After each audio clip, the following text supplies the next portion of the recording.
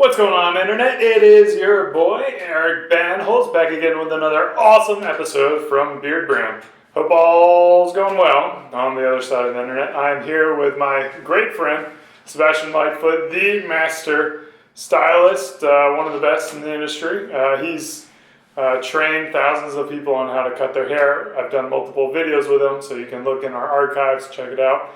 He knows his stuff, and today we're going to talk about hair loss, which is something that, fortunately, knock on wood, I'm not too familiar with, but we get a lot of questions about, and it's something that Sebastian's very familiar with, and maybe we can give you some tips on how to deal with it. So first off, if you're going bald or you're balding, should you just pick it or what?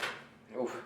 That's a tough one. I know a lot of guys, well, my father's bald. He's got the, I don't know what you call it, the ringer, the Julius Caesar, the hair, great hair and density around the sides and back and just nothing up top. That happens. A lot of men, when they get to that point or they start to lose their hair, there's a lot of mistakes I think men make, and there's some success stories too for just dealing with it, not even trying to treat it.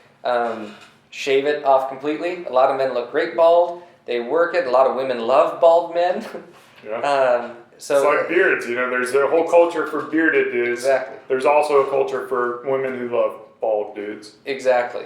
But there are a lot of things that men do, which I know. I love my hair. Like, I've always loved my hair. I've had a full head of hair. My hair's thinning too. I'm 27 years old. But I do things to treat it. And obviously one thing I do pretty regularly is just wear a hat.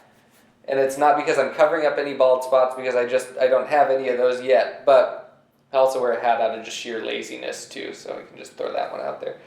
But obviously, if you start to lose your hair in the back here, which is the most common areas for you to start losing hair is right here in the back crown and the front hairline. So obviously, front hairline, if you're starting to thin out there and your hair's not looking as dense, color your hair darker. And coloring your hair is a big one, going black with your hair on, if you can pull that off, of course. Colors like I don't want to get too scientific, but direct pigments will actually coat and cover the scalp of your head too, so it makes it look more full. It's like an optical illusion. If you don't want to do that, of course, wearing your hair forward, wearing your hair to the side and across, which actually looks really good, is a really good method of covering that up. But obviously, if your hair's starting to thin excessively, you're starting to look really patchy, you go shorter. The longer your hair grows out, it's going to start to look more scraggly, and you can start to see through it. So the shorter it is, the denser it kind of feels and looks, and you can style it up and cover up the majority of it, if that's the route you want to take. Like, the longer it is, and the more bald you're going, you're not fooling anyone. Yeah, and there's always the comb over. Right. We are all familiar with the comb over. I've seen some amazing comb overs, but we all know they're comb overs. Yeah. So enough hair to the side to be able to bring it all the way over. If your hair's thin to begin with, no matter what, you're not going to have enough hair to cover up your entire scalp. So I think at the beginning stages you can do something like that. But of course, now with modern technology and how the beauty industry or the men's industry has progressed, there are alternatives. Yeah. So when you talk about alternatives, you're talking like hair plugs or like Rogaine or... Yeah. Are there any other options out there? Absolutely. There are tons. There are plenty of forums. Buying things online is something that, especially something that's medicated, it can get a little tricky. Of course, the majority of stuff that you can buy online probably could very well be illegal. But the same prescription type stuff you'd be getting from a dermatologist. So a dermatologist are the kind of doctors you'll see that treat skin. They also treat hair loss as well. So of course there's oral, prescription pills like, Propecia, which the generic form of that is Finasteride.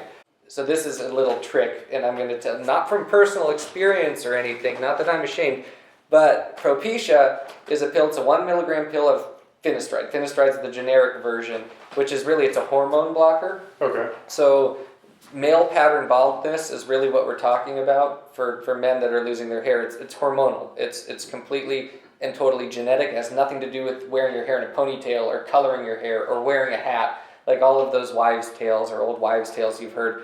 But what it does is it blocks the hormones in your prostate, where they're generated, and you will just naturally start to lose your hair. So these pills are hormone blockers. which, believe it or not, is the same type of hormone that transgender women or men will take to turn into females. So, just so you know, if you go that route, Finasteride is a 1 milligram pill, usually typically about $100 a month for a prescription. Pretty pricey, even with insurance, which usually I think that's a cosmetic thing, so insurance won't cover it. But Finasteride is a 5 milligram pill, and it's tiny. So you have to break it up into 1 milligram increments, but it's about $10 generic, and it will last you way longer, but if you take too much, you can start to grow some boobs and start talking like a woman. Okay, so... Go easy on that stuff. Okay. So, just to re-emphasize, this is not a doctor's show. No. Neither Sebastian nor I are doctors. Nope. So, do nothing that we tell you when it comes to prescription drugs and go talk to your doctor about that. Exactly. But that's going to help. Will it help grow new hair, or will it help stop the hair loss? What's it going to do? That's been the biggest thing. There's been a lot of talk out there that you can't grow hair that's already deceased. But what you can do, and a lot of times with a doctor, what they're going to do is they'll prescribe kind of two different methods, and it's not even just the doctor. Even over-the-counter stuff will follow the same kind of principles. Even professional products. Like, there's a product that I use that I absolutely love. It's a company called DS Laboratories, and what they do is they have a prescription, or not prescription, it's a shampoo, conditioner, and a topical kind of ointment that you can put on your scalp, similar to like Rogaine or Bosley or something like that. So you can get shampoos for kind of mild thinning. What they do is it's almost like a tingling sensation a lot of the time, so it helps stimulate your hair follicles, so it can stimulate growth. So that's one way of doing it, but it's not going to do anything for your follicles that are not producing hair. So there are other ingredients or products like Minoxidil that's in this active ingredient that will help. Like DS Laboratories will state that you can grow new hair growth up to 15%. Yeah. It also, a lot of them are going to have kind of volumizing ingredients too, so it'll help your hair look fuller. Yeah. So during that process, you need to take it regularly. Of course, you need to do it regularly. It's a really easy procedure every day. Put it on your head and you walk out the door. Big deal. But it's something that will slow down the process of you actually balding and could very well generate new hair. And it's something, if you want to be proactive, if you really don't want to be bald, it's completely and totally worth it. Yeah, so a couple of things about that is if you stop taking that, you're going to start like losing hair again, right? So absolutely. you've got to. It's not like you take it and then it's going to fix you. It's something you've got to take and keep on using. So you've got to appropriately budget that into your personal budgets. And then you talked a little bit about like volumizing products. Tell us a little bit more about like how they actually work and what are they actually doing, like volumizing shampoos and thickening shampoos. Absolutely.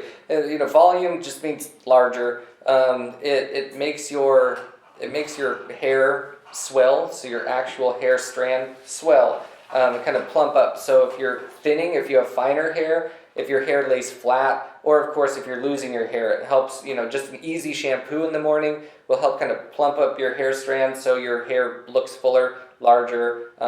It's easier to cover up any sort of thinning areas like the crown area of your head. So that's a nice, kind of temporary remedy or something that can be done daily on top of an actual method of regrowing or growing new hair or stimulating your hair follicles. So it's definitely a necessity. It makes your hair look better, fuller. It makes you feel like you're 5 years, 10 years younger again. Now, is that like that plumpening, is that damaging the hair as well? Is that going to cause more split ends or more? That's a good question. There is, and that totally depends on the ingredients. It depends on the ingredients. It depends on the formulations. It depends on what they're using to do it. There are plenty of products out there that will damage your hair, that are not manufactured in a very great way. Yeah. But of course, there are great high-end products out there. They're going to be a little bit pricier. Kevin Murphy, of course, there's a line that I love. It's their plumping line, shampoo, conditioner, and of course they also have a topical. They're kind of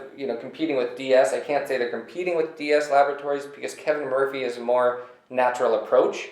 I've used them both. I can't say that one's as effective.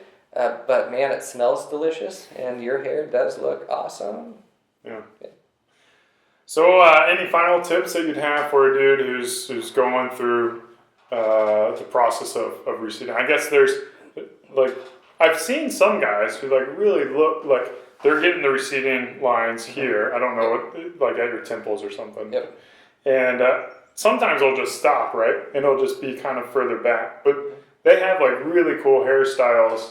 You know, they decided not to go the Bicking route. You know, they've cut the hair fairly long, but they're owning like that receding aspect of it. So there's totally like one great style that's really popular that actually complements that extremely well is the hard part. You know, the shaved part that people are doing, because obviously your hairline's already receding that far back, and what do you do with the rest of your hair on top? You comb it over and wear it sideways. So the top of your hair will cover up that other side. Well, you can actually play into that part and shave it out and hard line it so you have, you know, a super clean, dapper look and use it to your advantage. Yeah. Cool. So there's hope out there. But regardless, no matter what, you already said it, but the best thing you could do if you're really thinning and you know that it's happening, go to a dermatologist. They know they know best. They know what to prescribe you. They know what to look for. There's all different kinds of alopecia out there. Alopecia being, you know, hair loss. Androgenic alopecia, if you want to sound like a smarty pants to your dermatologist, that's male pattern baldness. Okay. So there's all different kinds of alopecia out there. And a lot of the products these days, believe it or not, a lot of the hair loss products, the majority of them are actually marketed towards women. Because a lot of women, as they get older, start to thin. And of course, the beauty industry is always catered towards women. So of course, look for products too that are, we're different. We're different. Yeah. Men, it's our hormones. Women have estrogen. So we have to worry about getting a product that is geared for us. So one size does not fit all. Cool. Well, thanks for watching. Hope you guys learned some new stuff. We'll put the stuff in the comments, any related products that you should look out for. And share this with your friends. Share this with the people who are losing hair and give them a little bit of glimmer of hope to know that there are some solutions out there that can help them out. In addition to, you know, products to help make your hair look fuller and thicker, to hairstyles that will accent and really play into your role of a dude who's receding. But anyways, thanks for watching. Thanks for subscribing. Cheers. And beard on.